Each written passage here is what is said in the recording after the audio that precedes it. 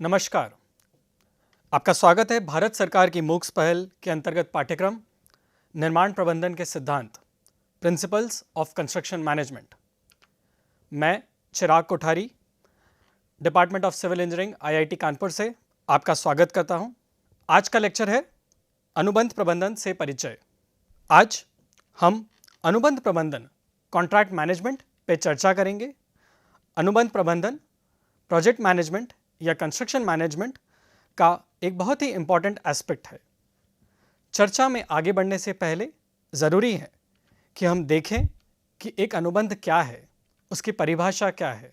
अनुबंध की परिभाषा कुछ इस प्रकार है। यह परिभाषा इंडियन कॉन्ट्रैक्ट एक्ट 1872 में दी गई है।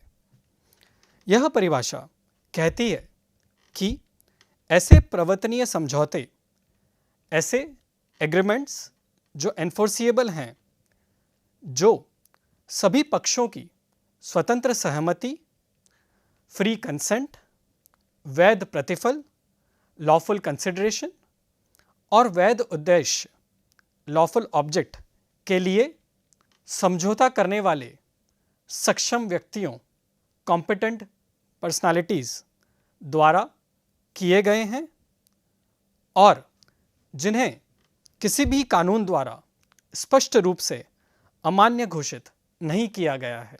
मैं जानता हूं इस डेफिनेशन या इस परिभाषा में बहुत सारे कीवर्ड्स या इंपॉर्टेंट बिंदु हैं। इन सभी बिंदुओं पर आज के लेक्चर में हम एक एक करके चर्चा करेंगे। आइए पहले हम देख लें कि एक वैध अनुबंध या वैलिड कॉन्ट्रैक्ट के क्या क्राइटेरिया हैं। सबसे पहले हम देखते हैं कि दोनों पक्षों के बीच आपसी समझौता होना चाहिए, म्यूचुअल एग्रीमेंट होना चाहिए। साथ ही साथ यह ज़रूरी है कि एक पक्ष जो वचन करता है उसके द्वारा प्रस्ताव दिया गया हो, एक प्रपोजल दिया गया हो, दूसरा पक्ष के द्वारा वह प्रस्ताव स्वीकार किया गया हो, एक्सेप्ट किया गया हो। उसके बाद वचन के लिए वचनकर्ता द्वारा किसी कार्य को करने के लिए प्रतिफल होना अनिवार्य है। आमतौर पर यह प्रतिफल धन के रूप में होता है। साथ ही साथ यह ज़रूरी है कि जो भी हम प्रस्ताव बना रहे हैं वह किसी ऐसी चीज़ से संबंधित नहीं होना चाहिए जो कानूनी तौर पर निषिद्ध हो। समझौता करने वाली सभी पार्टीज सक्षम होना चाहिए, कॉम्पिटेंट होना चाहिए, अर्थात वह अपरिपक्वता या मानसिक असंतुलन आदि कारणों से डिस्क्वालिफाइड या अयोग्य नहीं होना चाहिए।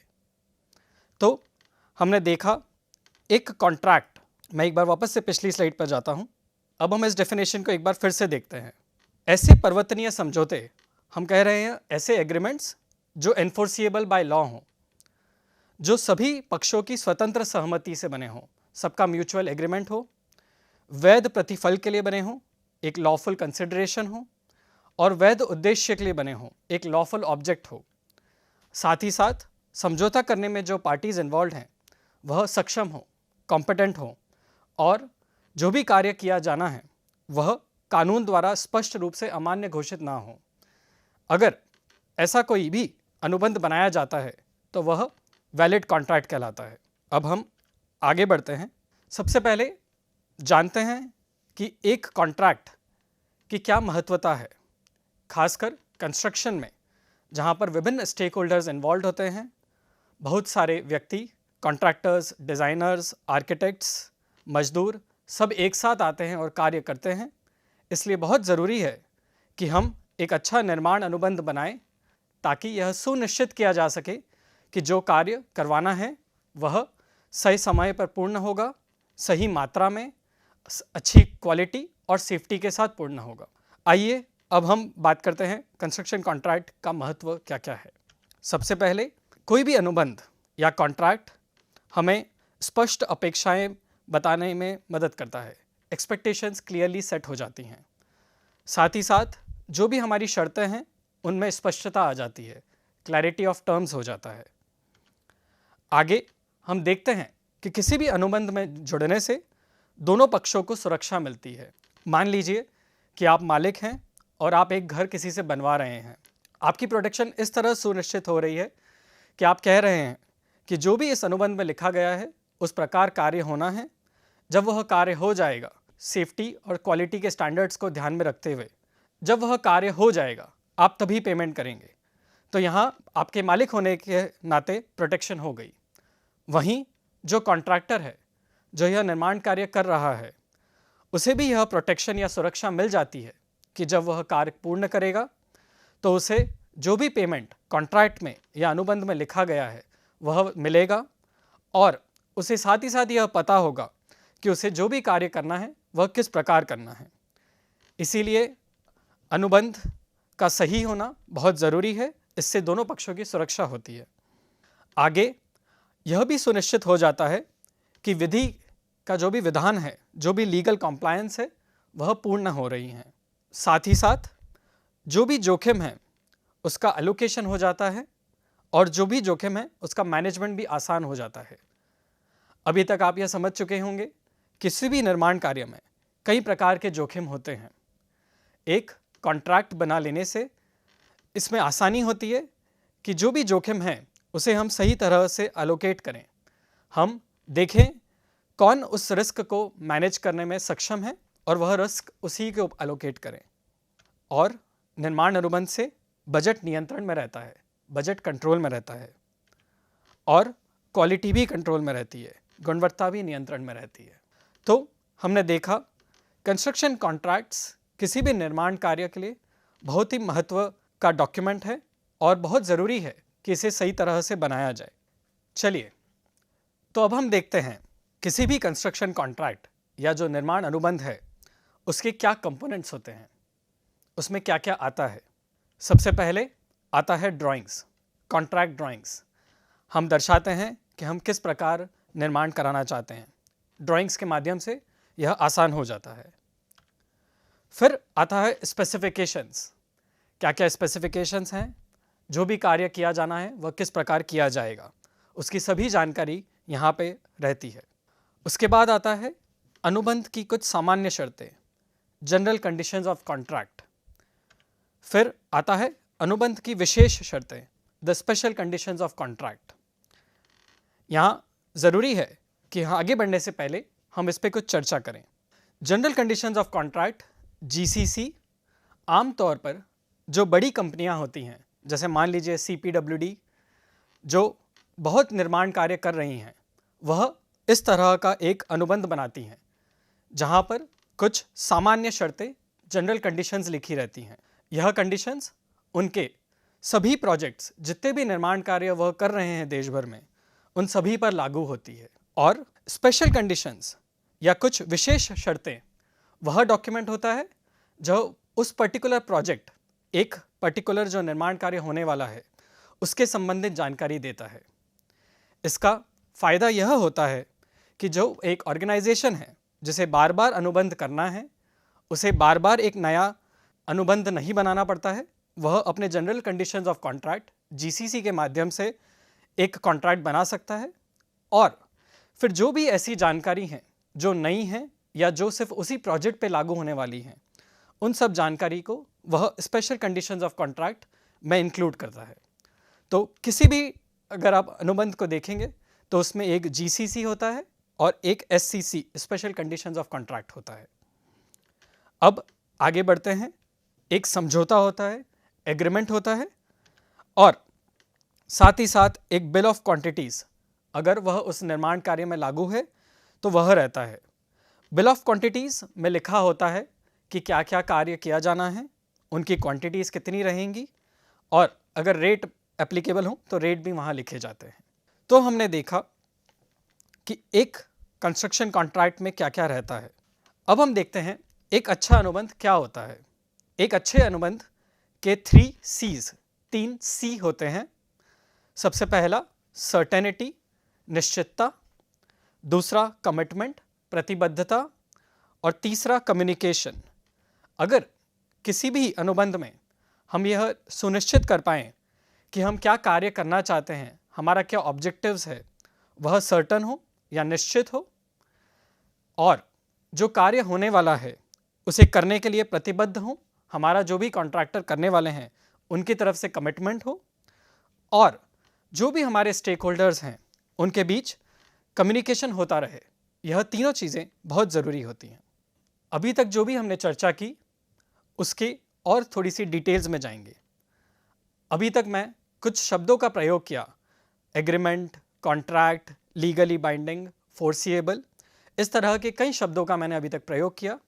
अब हम एक एक करके इन पर चर्चा करेंगे ताकि हम समझ सकें कि एक वैध कॉन्ट्रैक्ट, वैलिड कॉन्ट्रैक्ट क्या होता है। सबसे पहले हम देखते हैं समझौता क्या है। एक दूसरे के प्रति विचार करते हुए प्रत्येक वचन, प्रॉमिस, एवं वचन का हर कार्य, एवरी एक्ट ऑफ प्रॉमिस, समझौता कहलाता है।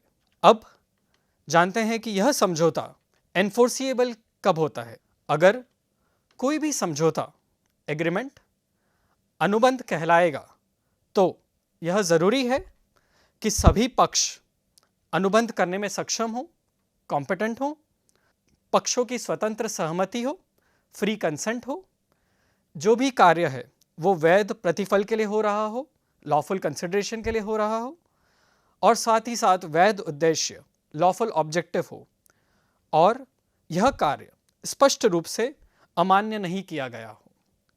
आप अभी तक शायद समझ चुके होंगे, जो हमने कॉन्ट्रैक्ट की डेफिनेशन देखी यह उसी का एक दूसरा रूप है। तो अगर अब हम आपसे कहें कि एक समझौता और एक अनुबंध में क्या अंतर है, तो आप कह सकते हैं कि कोई भी प्रस्ताव, ऑफर या उसकी स्वीकृति, एक्सेप्टेंस, एक समझौते का गठन करती है, जो अगर कानून द्वारा प्रवर्तनीय कर दिया जाए, एनफोर्सिबल कर दिया जाए, तो उसे एक अनुबंध या कॉन्ट्रैक्ट कहा जा सकता है। चलिए अब हम आगे बढ़ते हैं। अभी तक हमने देखा एक समझौता सक्षम व्यक्तियों या पार्टियों द्वारा किया जाता है, एक प्रस्ताव रहता है जिसे हम प्रपोजल कहते हैं, स्वीकृति रहती है, एक्सेप्टेंस रहता है, और कुछ विचार विमर्श और कुछ कंसिडरेशन रहते हैं। अब जब यह समझौता कानून के अंतर्गत आता है तो यह एक अनुबंध बन जाता है।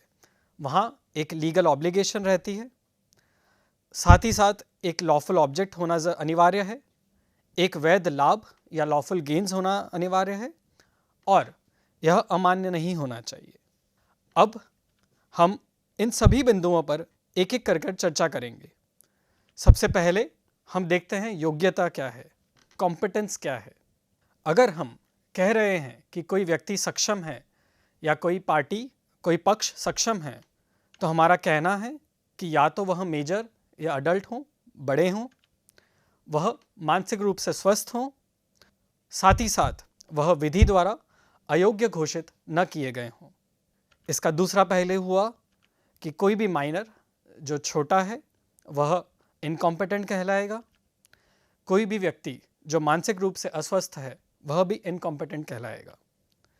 आगे बढ़ते हैं, जानते हैं प्रस्ताव क्या है। वैध वस्तु के लिए दिया गया प्रस्ताव जिसमें सर्टेनिटी है, निश्चितता है, और प्रदर्शन करने की संभावना, पॉसिबिलिटी ऑफ परफॉर्मेंस है, वह एक वैध प्रस्ताव हुआ। आगे बढ़ते हैं, अब देखते हैं एक्सेप्टेंस क्या है, स्वीकृति क्या है, और स्वीकृति और सहमति कैसी होनी चाहिए, क्या अनिवार्य बिंदु हैं। सबसे पहला बिंदु है, यह स्वीकृति दबाव में नहीं होना चाहिए। हमने अभी तक कहा था दो पार्टीज जो कॉन्ट्रैक्ट में आ रही हैं वह अपनी खुशी से और फ्री विल से आ रही हैं, वह किसी भी दबाव में नहीं है। यहाँ पर किसी भी प्रकार का अनुचित प्रभाव या अनड्यू इन्फ्लुएंस नहीं होना चाहिए, किसी भी प्रकार की कपट या धोखाधड़ी नहीं होना चाहिए, कोई भी मिसरिप्रेजेंटेशन या मिथ्यावरण नहीं रहना चाहिए, किसी भी प्रकार की त्रुटि नहीं होना चाहिए, जो भी स्वीकृति है वह पूर्ण और बिना शर्त होनी चाहिए, और जो भी प्रस्ताव दिया गया है उसमें जो भी शर्तें लिखी गई थी वह मान्य होनी चाहिए या स्वीकार होना चाहिए। तो हम कह सकते हैं कि कोई भी एक्सेप्टेंस या सहमति जब भी वैध है अगर वह बिना किसी दबाव के, बिना किसी अनुचित प्रभाव के, बिना किसी धोखाधड़ी के, बिना किसी मिसरिप्रेजेंटेशन के, बिना किसी त्रुटि के अगर की गई है तो ही वह स्वीकृत एक्सेप्टेंस या वैध एक्सेप्टेंस है। अगर इसी का मैं आपको दूसरा पहलू कहूँ कि किसी भी अनुबंध को कब रद्द किया जा सकता है या कब यह माना जा सकता है कि वह कॉन्ट्रैक्ट वॉइड हो चुका है, तो मान लीजिए कि एक कॉन्ट्रैक्ट है जो आपके पास है, यह अनुबंध ऑलरेडी साइंड है, लेकिन कुछ ऐसी शर्तें हो सकती हैं जो शर्तें अगर पूरी ना हुई हों तो यह अनुबंध वैध या रद्द हो सकता है। यह जो अभी तक हमने चर्चा की उसी का एक पार्ट है जहां हम कह रहे हैं कि अगर किसी भी तरह से स्वतंत्र या वास्तविक सहमति ना रही हो तो हम उस कॉन्ट्रैक्ट को वॉइड कर सकते हैं।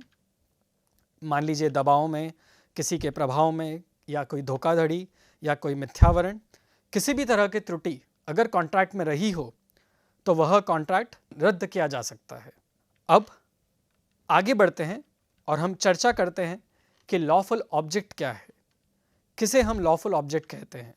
तो ऐसा कोई भी उद्देश्य जो विधि द्वारा निषिद्ध ना हो, फॉरबिडन ना हो, ऐसा कोई भी उद्देश्य जो हमारे विधि के प्रावधानों को पराजित करता हो, जो हमारे नियम है या लॉ है उसे डिफीट करता हो, तो वह उद्देश्य या ऑब्जेक्ट लॉफुल नहीं है। या फिर ऐसा कोई ऑब्जेक्ट जो किसी व्यक्ति या संपत्ति को हानि या क्षति पहुंचाना चाहता हो, वह भी लॉफुल नहीं है। ऐसा कोई भी ऑब्जेक्ट जो कोर्ट या न्यायालय द्वारा अनैतिक या इमोरल घोषित कर दिया गया हो, वह भी लॉफुल नहीं है।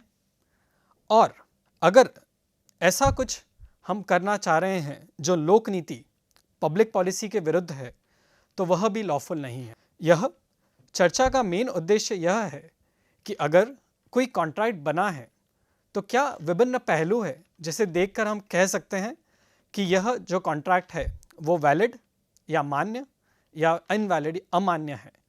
यह बिंदु उसी को दर्शाते हैं। अब हम आगे बढ़ते हैं।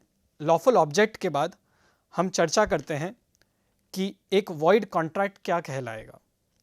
तो अभी तक हमने देखा एक लॉफुल ऑब्जेक्ट क्या है।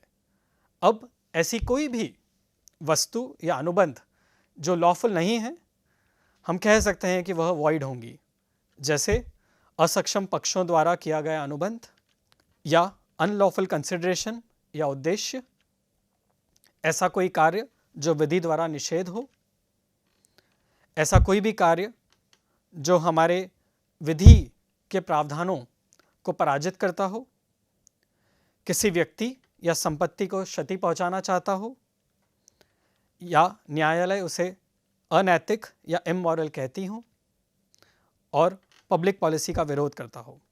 मैं जानता हूं इसके पहली वाली और यह स्लाइड में सेम कंटेंट दिख रहा है, लेकिन यह एक ही चीज़ को देखने के दो पहलू हैं। पहले हमने देखा कि क्या कौन सा कॉन्ट्रैक्ट वैलिड है, अब हम देख रहे हैं कौन सा कॉन्ट्रैक्ट अवैध या अमान्य है।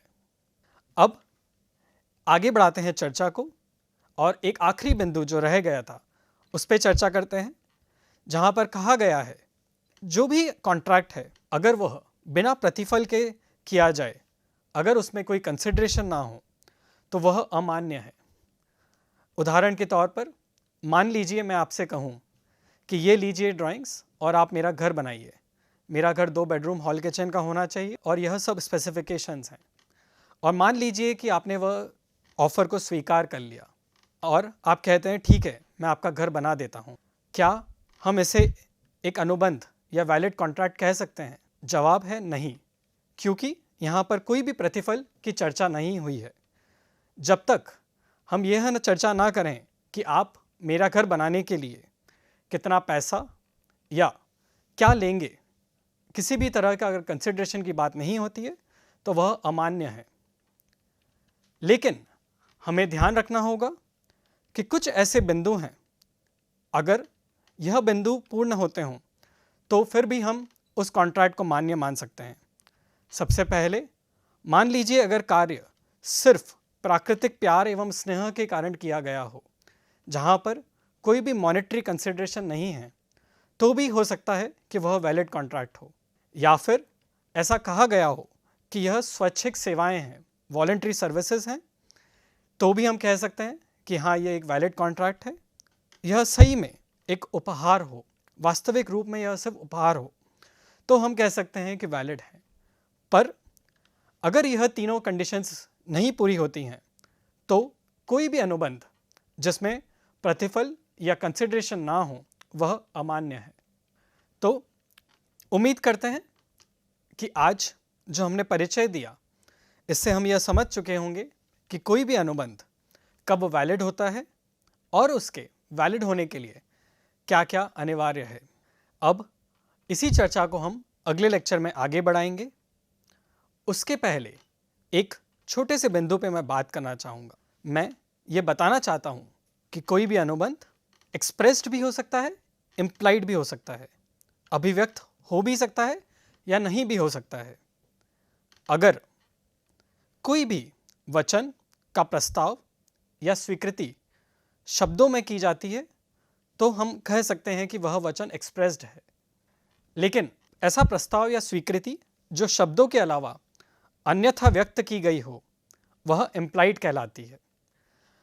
हम जब निर्माण कार्य करते हैं मूलतः अधिकतर हमारे सभी कॉन्ट्रैक्ट एक्सप्रेस्ड या अभिव्यक्त रहते हैं, लेकिन इसका यह अर्थ नहीं है कि सभी कॉन्ट्रैक्ट्स सिर्फ शब्दों में ही लिखे गए हों। कभी कभी कुछ कॉन्ट्रैक्ट्स इम्प्लाइड भी होते हैं। मान लीजिए आप किसी प्रकार की सर्विस ले रहे हैं और उसके लिए पेमेंट कर रहे हैं, आप उसके लिए भुगतान कर रहे हैं, लेकिन कोई भी ऐसा शब्दों में आपके बीच में एग्रीमेंट या समझौता नहीं है, तो आप कह सकते हैं कि यह एक इम्प्लाइड कॉन्ट्रैक्ट है, क्योंकि आपने किसी से कार्य करवाया और उस कार्य के लिए आपने उन्हें पैसा दिया। तो इन शब्दों को इम्प्लाइड कहा जाता है। यह इसलिए हम चर्चा कर रहे हैं क्योंकि जब अनुबंध या कॉन्ट्रैक्ट में किसी भी तरह का डिस्प्यूट होता है तो आमतौर पर जो न्यायालय है वह देखती है कि जिन भी बिंदुओं पर बात की गई है क्या वो एक्सप्रेस्ड थे, अभिव्यक्त थे, क्या वह लिखे गए थे या फिर वह इम्प्लाइड थे। कुछ उपयोगी प्रकाशित पुस्तकें हैं, खास तौर पे यहाँ पर इंडियन कॉन्ट्रैक्ट एक्ट 1872 लिखा गया है, जहाँ पर आज जो भी हमने चर्चा की उसके बारे में डिटेल्स उपलब्ध हैं। आज के लेक्चर का उद्देश्य सिर्फ कॉन्ट्रैक्ट्स का परिचय देने का था। आगे हम देखेंगे कि किसी भी कंस्ट्रक्शन प्रोजेक्ट या किसी भी निर्माण कार्य में किस प्रकार एक अनुबंध बनाया जाता है और उस अनुबंध में क्या क्या इन्फॉर्मेशन या डिटेल्स होनी चाहिए। धन्यवाद।